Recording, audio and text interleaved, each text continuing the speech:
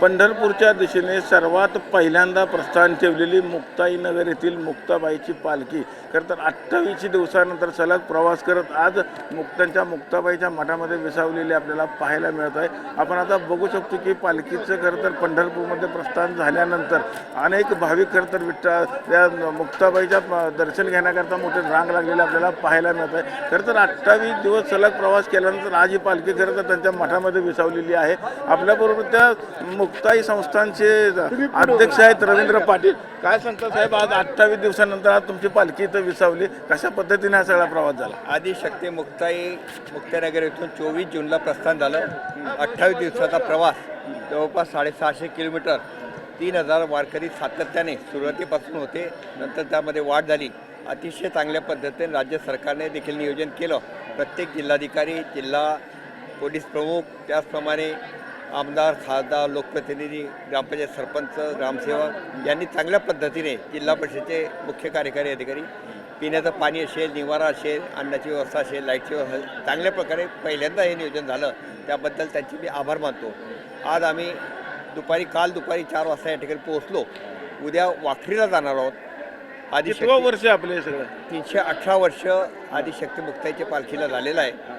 उद्या आम्ही वाखरीला जाणार। सर्वात पहिल्यांदा ही पालखी इथं येते, काय येतं वैशिष्ट्य? सर्वात पहिल्यांदा आदिशक्ती मुक्ताई पंढरपूर दाखल होतात आणि उद्या सर्व भावंड, उद्या दशमीला 24 जूनला वाखरी येथे आदिशक्ती मुक्ताई सामोरे जातात आणि चारी भावंड आणि संत, एकनाथ महाराज आहे, तुकाराम महाराज आहे आणि निळोबाराय आहे, या सर्व संतांना, रुक्मिणी माता आहे, या सर्व संतांना सोबत घेऊन पंढरपूरमध्ये दाखल होतात। प्रामुख्याने त्या ठिकाणी आदिशक्ती मुक्ताई त्या ठिकाणी पोहोचल्यानंतर माऊलीचा रथ त्या ठिकाणी होतो। माऊली देवाच्या रथात स्थानापन्न होतात आणि त्यांचा चोपदारामार्फत निरोप होतो की आम्ही आलो आहे। ते साडी तोडी आम्हाला मुक्ताईला देतात, आम्ही टोपी नारळ देतो आणि त्या ठिकाणी प्रामुख्याने पालखीला त्या ठिकाणी चालना मिळते आणि सुरुवात होते पंढरपूरमध्ये दाखल व्हायला। एक अतिशय सुंदर परंपरा असलेला कार्यक्रम म्हणजे वारकऱ्यांच्या डोळ्यात पाणी येतं की ही घटना पाहण्याकरता त्यांचा योग आलेला आहे। त्या काळात भाऊ बहिणीचं नातं आणि मुक्ताईंचं श्रेष्ठत्व आणि माऊलींचं प्रेम, हे वात्सल्य त्या ठिकाणी दिसतं। ही वारकऱ्यांची खऱ्या अर्थाने महत्त्वाची भेट त्या ठिकाणी होतात आणि विठ्ठलाच्या दर्शनाकरता सर्व भावंड आणि आदिशक्ती पंढरपूर दाखल होतात आणि वारकरी दर्शनाला लागतात। किती वर्षाची ही परंपरा आहे सगळ्या? 318 वर्षापासून वारी त्या ठिकाणी येतात। परंपरा पूर्वीपासून देखील आहे। त्रयोदशीला माऊलीच्या पादुका या ठिकाणी येतात, ते अभिषेक करतात, मुक्ताईच्या पादुकेचा अभिषेक करतो, आम्ही त्या ठिकाणी हजर असतो। शेवटी बहीण भावाचं नातं, चारी भावंडाचं भातं, त्यांचे त्या काळात असलेले अभंग, ताटी उघडा ज्ञानेश्वर असेल, इतर अभंग असतील, चाली असतील, हे सातत्याने जीवन जगताना आज आपण अंमलात आणतो आणि समाज प्रबोधनाचं काम या वारकऱ्यांमार्फत होतं।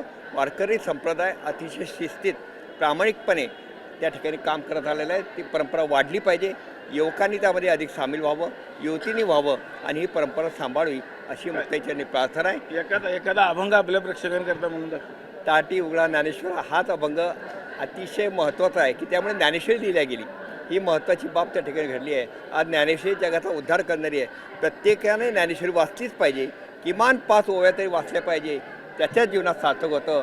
हा संदेश आदिशक्ती मुक्ताईंचा आहे। मुक्ताईंच्या आशीर्वादाने हे वर्ष सर्वांना सुख समृद्ध जावो एवढी विठ्ठल चरणी आम्ही प्रार्थना करतो। आपण बघितलं असेल की 28 दिवसाचा प्रवास करत 650 किलोमीटरचं अंतर कापत ही पालखी करत दिंडी आज मुक्ताबाई मठात विसावलेली आहे। मात्र या पालखीचं जर वैशिष्ट्य बघितलं तर दशमीला ज्यावेळेस सगळ्यात पालख्या करत वाखरीमध्ये येत असतात, त्यावेळेस ही पालखी वाखरीमध्ये जात असते आणि ते सगळ्या भावंडांना घेऊन खरं तर हे सगळे पालख्या परत पंढरपूरच्या दिशेने मार्ग चोचत आजही बहीण भावंडाचं नातं या पालखीच्या रूपातून आपल्याला पाहायला मिळतं। पंढरपुरातून कॅमेरामॅन विनोद सर, रवी लवेकर, TV9 मराठी।